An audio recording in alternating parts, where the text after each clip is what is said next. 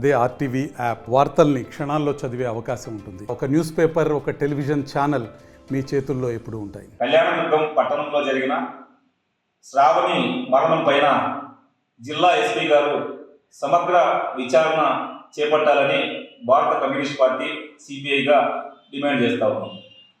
ఈ నెల 14న శ్రావణి తను చనిపోయే ముందు రికార్డ్ చేస్తూ పోలీసు అధికారుల నిర్లక్ష్యం వల్లనే, పోలీసు అధికారులు నా కేసుని తప్పదావ పట్టించడం వల్లనే, సరైన కేసు పెట్టుకుపోవడం వల్లనే నేను మరణిస్తూ ఉన్నాను, నాకు న్యాయం జరగాలని చెప్పేసి సూసైడ్ చేసుకోవడం జరిగింది. అయినా ఇంతవరకు జిల్లా ఎస్పీ గారు మరి ఈ ఘటన పైన విచారణకు ఆదేశించి పోలీసు అధికారుల పైన ఇంతవరకు కూడా చర్యలు తీసుకోకపోవడాన్ని తీవ్రంగా ఖండిస్తూ ఉన్నాం.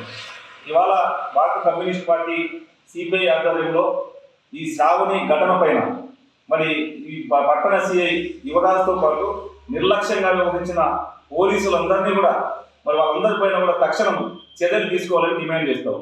మీరు కనుక పోలీసు అధికారులు కనుక సరైన సమయంలో చర్యలు తీసుకొని నిందితులను అరెస్ట్ చేసి రిమాండ్కు పంపి ఉంటే శ్రావణి ఈరోజు బతికి ఉండేది. పోలీసు అధికారుల నిర్లక్ష్యం కారణంగానే ఈరోజు శ్రావణి మరణించడం జరిగింది. దీనికి బాధితుల్ని ఖచ్చితంగా శిక్షించాల్సినటువంటి అవసరం ఉంది. సిపిఐ ఆధ్వర్యంలో మరి ఈ శ్రావణి ఘటన పైన సాక్ష్యాధారాలతో సహా మానవ హక్కుల కమిషన్కి మేము ఫిర్యాదు చేయబోతా ఉన్నాం. అలాగే రాష్ట్ర మహిళా కమిషన్కి, జాతీయ మహిళా కమిషన్ కూడా ఇవాళ ఫిర్యాదు చేస్తా ఉన్నాం. కూటమి ప్రభుత్వాన్ని కూడా ఇవాళ హెచ్చరికలు జారీ చేస్తున్నాం.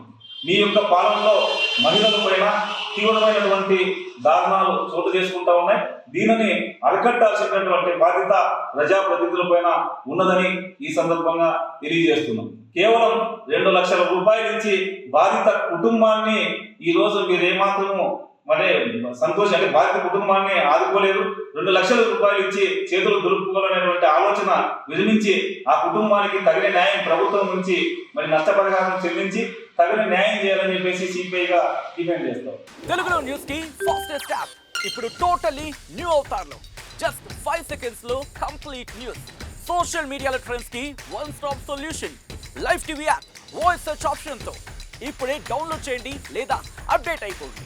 యాప్ లింక్ డిస్క్రిప్షన్ లో ఉంది.